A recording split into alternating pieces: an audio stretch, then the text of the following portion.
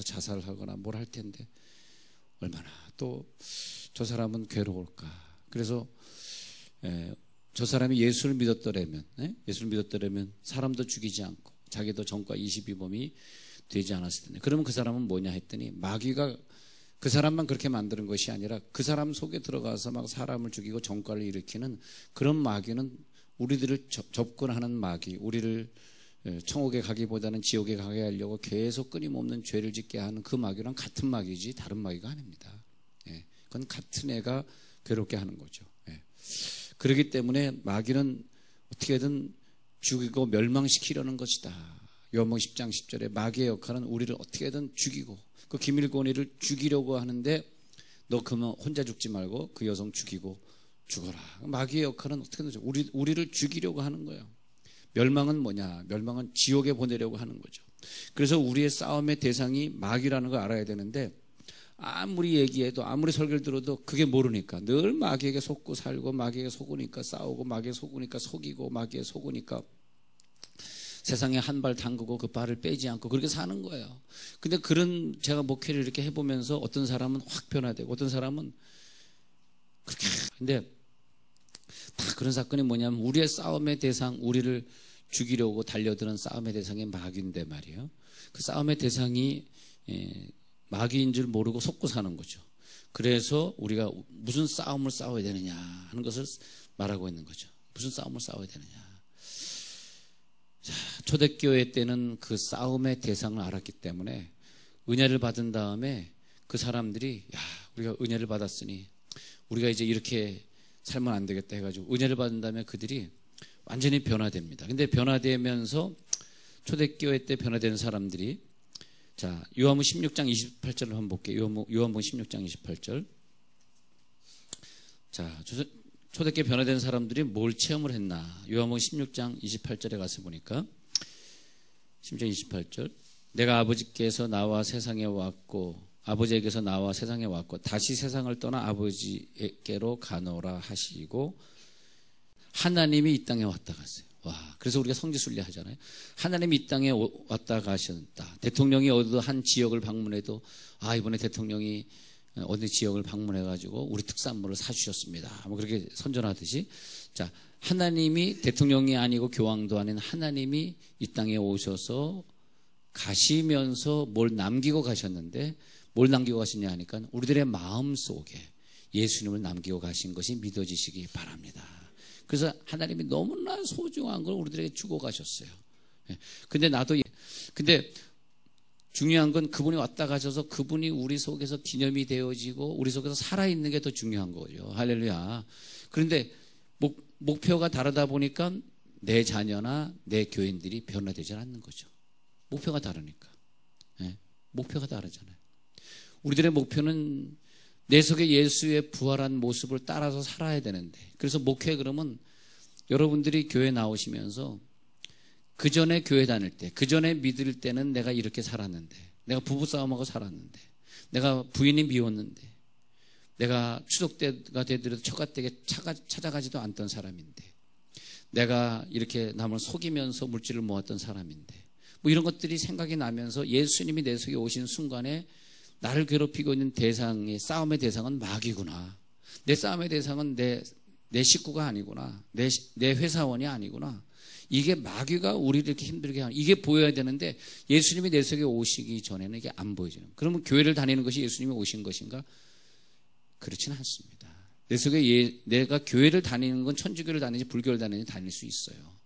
그래서 우리가 뜨거워지지 않는 거죠. 근데 어느 순간에 내 속에 예수가 탁 부활하니까 견딜 수 없는 뜨거움이 생기면서 세상에 믿던 좋은 것이 다 싫어지고, 그게 예수가 오신 증거입니다. 예수가 오신 증거는 나타나죠. 자, 사도행전 2장에 보니까 예수가 오신 증거 한번 볼게요. 예수님이 안 오셨을 때는 이 사도행전의 사람들이 막 도망 다니려고 그러고 피하려고 그랬는데, 사도행전 2장에 보니까 2장 1절에서 오순절 날에 다 같이 한 곳에 모였더니, 사도행전 2장이죠. 호련히 하늘로부터 급하고 강한 바람 같은 소리가 있어 그들이 앉아 온 집에 가득해. 이것이 예수가 오신 증거죠. 불의 혀처럼 갈라지는 것들이 각 사람에게 보였고, 그 다음에 성령의 충만함을 받았고, 막 방언은 뭐 중요한 건 아니지만 그런 역사가 나타났고, 그 다음에 예수가 오신 증거를 보니까 베드로가 설교할 때 특히 이 사람들이 37절, 사도행전 2장 37절 사건이 마음에 찔리는 거예요. 예수님이 나를 위해 오셨어 하는데 어떻게 마음에 안 찔리냐고. 마음에 막 찔려가지고 야, 어떻게 하면 좋겠습니까? 내 마음에 너무너무 찔려요. 저 120문도가 성령 받은 것처럼 나도 받고 싶은데. 그러면 어떻게 받아야 되느냐? 38절, 사도행전 2장 38절, 너희가 회개하는 역사, 그죠? 그리스도 이름으로 세례를 받고 죄사함을 받는 역사, 그래야 하면 성령의 선물이 내 속에 들어오게 될 줄 믿습니다. 근데 이게 안 되는 거예요. 예. 왜? 회개하면 손해볼 것 같고, 회개하면 직장에서 내가 쫓겨날 것 같고, 회개하면 내가 옛날의 즐거움을 더 누릴 수 없을 것 같고, 그러니까 바보같이 우리가 세상에 묶여가지고 능력의 삶을 살지 못하는 거죠. 그래서 사도행전 2장 38절에 있는 것처럼 회개하여 회개 역사가 일어날지어다. 근데 이상하게 회개는 예수님이 내 속에 계시니까 막 회개가 되어지는 거죠. 근데 내 속에 예수의 부활이 체험된 다음에 그 다음에 이제 영혼에 대한 관심을 우리들이 가지게 되는 거죠. 그 똑같은 교사를 하더라도 내 속에 부활이 안 된 교사가 사실은 있어요. 그러니까 그런 사람들은 내게 맡겨진 영혼에 대한 관심이 별로 없는 거죠. 이번에 유명한 말 한번 배웠습니다. 김인환 목사님에게. 우리가 자꾸 핑계를 대는 것은 영혼을 사랑하지 않는 이유고, 영혼을 사랑하는 사람은 방법을 찾는다 그랬습니다. 그래서 정말 영혼을 사랑하는 사람은 어떻게 하면 이 영혼을 제대로 변화시킬 수 있을까? 거기에 나만의 독특한 제자훈련 방식이 나오는 거예요. 제자훈련은 다 다르게 하더라고요. 뭐 배워서 한다? 아니고요. 나만의 독특한 방식은, 저는 그렇게 생각합니다. 내가 생각하는 제자훈련의 방식은 사도행전 2장입니다. 사도행전 2장. 그래가지고 이 제자들이 나가서 더 제자들을 막 불러오게 되는 거죠.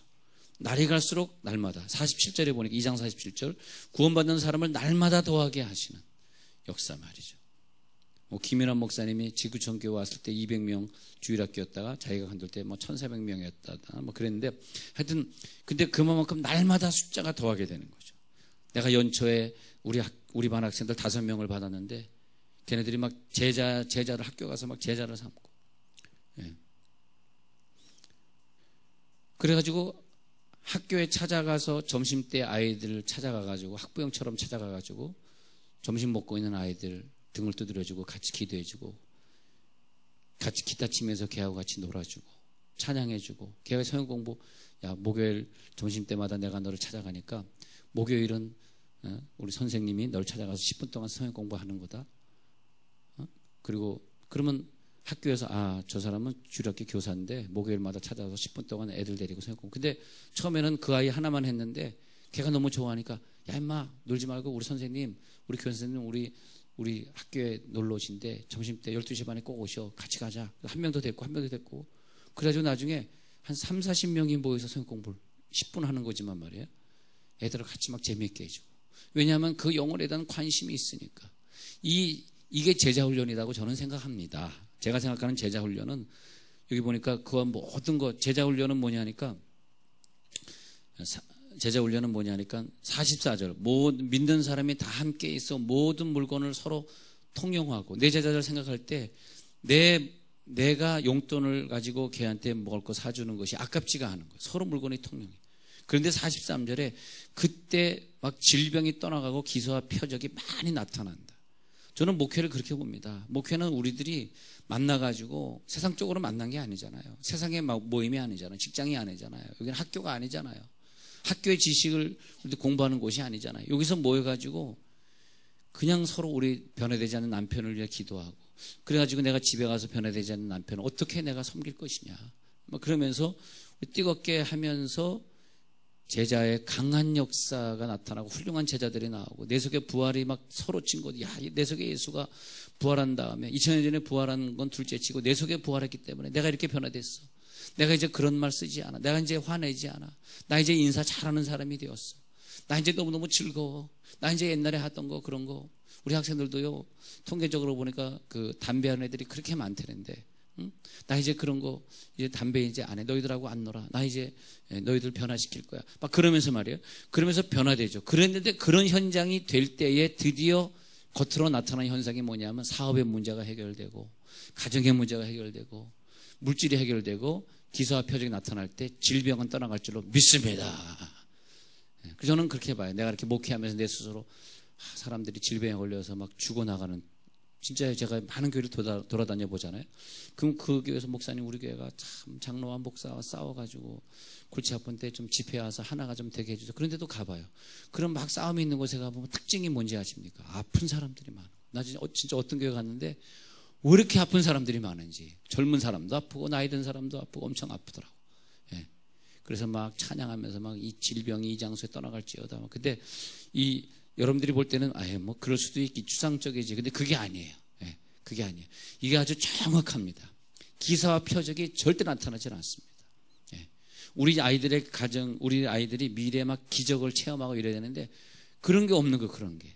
왜냐하니까 하나님의 역사가 없어. 하나님의 역사는 내 속에 부활한 예수, 네 속에 부활한 예수들이 합쳐졌을 때, 합작품이 나올 때 병도 떠나가고 자녀들의 미래도 막 열려지고 아이들이 학교에 나가서 사회생활하면서 막 승리하고 이런 게 같이 나타나거든. 그러니까 다시 얘기하지만 부부의 영이 하나가 되는 게 최고의 빠른 길입니다. 할렐루야. 부부의 영이 하나가 될지어다. 부부의 영이 하나가 되면서 부부가 영적으로 바로 서면 그 다음에 내 가정에 막 질병이 떠나고 아이들이 세계의 리더가 막 나오고 너무너무 기쁘고, 아이들을 보면 여러분 대견스럽고 기뻐야지. 할렐루야. 그러잖아요. 우리 아이 보면 너무 대견스럽고 기쁘고 정말 자녀를 위해서 기도할 제목이 없을 만큼 아이들이 알아서 가지고 자기 일을 다 알아서 그래야 되지 않겠어요? 예, 근데 내 속에 예수가 부활한 다음에 그 다음에 2장 43절에 나타난 열매들. 난 그래서 교회는 많은 질병들이 떠나가고요. 오랫동안 중독에 있던 사람이 자기의 중독을 이기고, 그리고 자기가 자녀를 사랑하고 혹은 가정의 하나가 되고. 자, 47절. 하나님을 찬미하고 온 백성에게 칭송을 받고. 그죠? 이 동네에서 우리 교회가 칭송을 받고, 그래서 주께서 구원받는 사람들 그 다음에 날마다 더하게 하시니라. 이 역사가 있어야 되는 거죠. 이 역사가 있어야 돼요. 그래서 이 역사가 있어야 되는데 다시 우리 로마서로 7장으로 넘어와가지고 마귀는 뭐냐 하니까 무슨 싸움인지 모르게 하려고 자꾸 우리를 감추고 우리를 자꾸 죽이려고 해요. 예. 에베소 6장 13절 보니까, 자, 에베소 6장 13절 다시 갑니다. 그래서 우리의 적을 얘기하면서 야, 우리의 적이 무엇인가 했더니 6장 13절에 그 답이 있는데, 하나님의 전신갑주를 취하라. 이런 악한 날에 너희가 능히 대적하고 모든 일을 행한 후에 서기. 뭘 대적해야 되느냐? 아니, 군사로 모집된 자가 뭐가 적인지 모르는데 말이에요. 뭐가 적인지 모르는데. 중요한 건 내 생에 왜 기적이 없이 맨날 나 이렇게 사는가 그렇게 생각하지 마시고, 내 속에 예수의 부활이 체험되어서 너무너무 기쁘고 하나님 믿는 것에 사명이 생기고, 막 아이들 보면 그 영혼에 대한 관심이 막 커지고 그 영혼을 주중에 막 전화하고 싶고 찾아가고 싶고 하는 것들이 같이 되는 것이라는 거죠. 그랬을 때 내 속에 살아계신 예수님이 내 몸에 붙어있는 질병도 물리치는 거죠. 그때 그 내가 겉사람을 이기고 내 자신을 이기고 마귀를 이길 수 없습니다. 세상을 이기고 마귀를 이길 수 없습니다. 자, 세 가지입니다. 마귀와의 싸움이요, 세상과의 싸움이요, 내 육체와의 싸움입니다. 이 세 가지 싸움입니다. 내가 아까 어떤 싸움을 싸워야 되는지 잘 모른다 그 말씀드렸는데 알아야 되는데, 마귀와의 싸움. 마귀는 계속해서 우리의 부활을 감추는 거예요. 내 속에 예수가 부활한 것을 감추고 내가 천국에 갈 걸 모르게 하는 거죠. 그러니까 자꾸 우리를 속이는 거죠. 그러니까 세상을 통해서 마귀는 역사하는데 세상에 우리를 잠식되게 만들고 세상에 있는 것들이 최고의 것으로 착각하게 만들고 세상에 향해서 마음이 둔해지고, 야고보 4장 4절에서 마음이 둔해지고 감각이 없어지고, 세상과 간음하는 그리스도인들이요, 야고보 4장 4절, 세상과 간음하는 여자가 된다는 거죠. 그것이 뭐냐면 세상과 무슨 간음 실제적으로 한 것이 아니라 세상을 좋아하면 세상과 간음하는 것이다, 그렇게. 그런데 어느 날 예수의 부활이 체험되니까 마귀가 알아가지고 도망가 버리는 그 순간에 내가 싸우려고 하지도 않는데 싸움에 그냥 이겨버리는 거예요. 예수님이 이기는 것이 내가 싸워서 이기는 게 아닌 줄 믿으시기 바랍니다. 내 속에 예수님이 싸워 이기는데, 그러기 전까지 뭐예요? 육신의 정욕, 안목의 정욕, 이생의 자랑. 요한일서 2장 15절 16절 같이 육신 정욕, 안목 정욕, 이생의 자랑 가지고 이 세상을 살게 되는 거죠. 요한일서 2장. 근데 내가 영원한 세상에서 나는 온전케 될 거야 라고 하는 믿음이 들어오면서 이 세상의 죽음을 극복하니까 질병이 없어지고, 이 세상의 물질을 극복하니까 물질의 문제가 해결되고, 자녀를 하나님께 바치고 믿어버리니까 자녀의 앞길이 열리고. 근데 그런 믿음이 어떻게 생기냐는 거야. 이 세상에서 좀 아프면 어때? 나 저 세상 가면 되지 라고 이 세상을 초월하는 거, 물질을 초월하는 거, 자녀를 초월하는 게 어떻게 생기냐? 안 된다는 거죠, 내 육신을 가지고 있는 동안은. 그런데 속에 예수가 부활하니까, 여러분 중독증에 걸려있는 게임을 하고 있는 우리 아이들을 야단치지 마시고 그 속에 예수가 부활하도록 만들어 드리는 거예요. 그 선생님들이 그를 만났을 때 그가 중독증에 걸려있는 걸 부모가 좀 얘기해 줘가지고 선생님이 계속 그를 찾아다니면서 성역 공부를 하면서 제자 훈련 시키면서, 야, 네 속에 예수가 살아있어. 그래서 교회는요, 제자 훈련이 되어야 된다는 거죠. 제자 훈련이 안 되면 걔네들이 변화되지 않는 거죠. 야, 네 속에 예수님이 살아계셔. 그걸 모르니?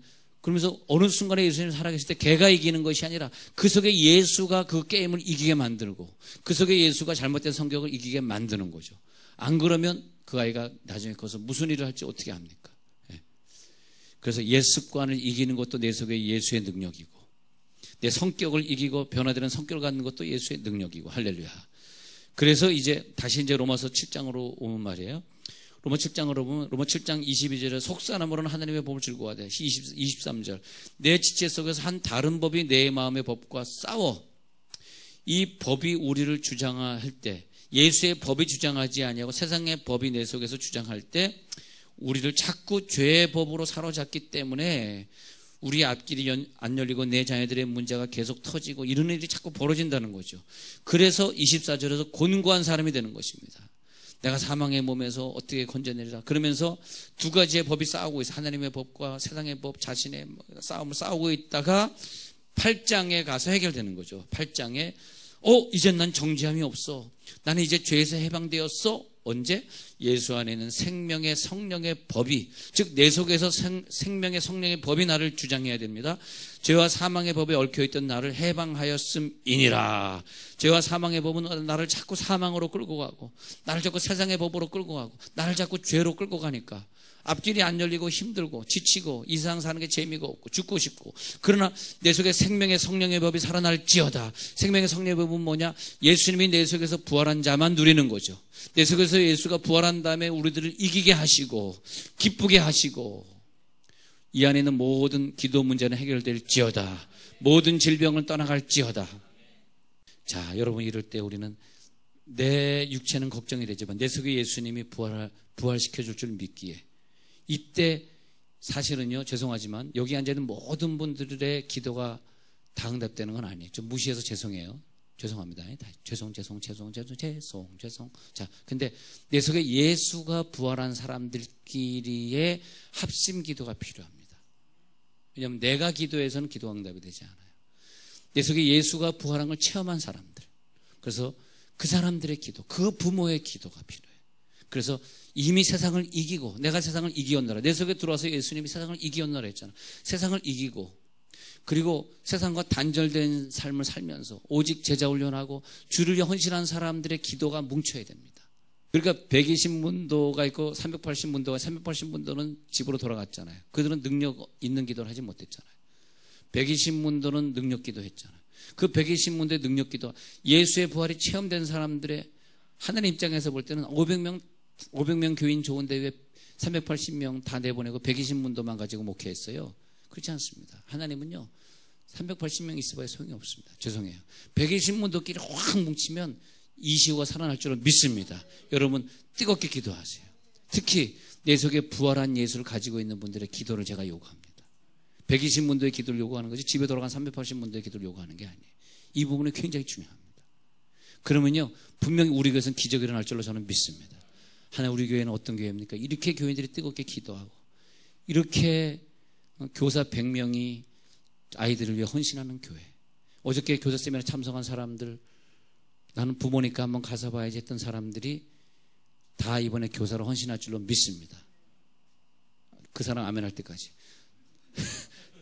다 이번에 교사로 헌신할 줄로 믿습니다. 고개 숙인 사람이 아멘 할 때까지. 다시 한번. 우리가 다 교사로 헌신할 줄로 믿습니다. 입을 다물고 있네. 자, 그래서 우리가 헌신하시기 바랍니다. 아직 입을 속지 않으려고. 마귀에게 속지 말아야지 뭘 목사에게 안 속으려 그래요. 여러분 승리하시길 바랍니다. 자, 눈 한번 감고 기도하겠습니다.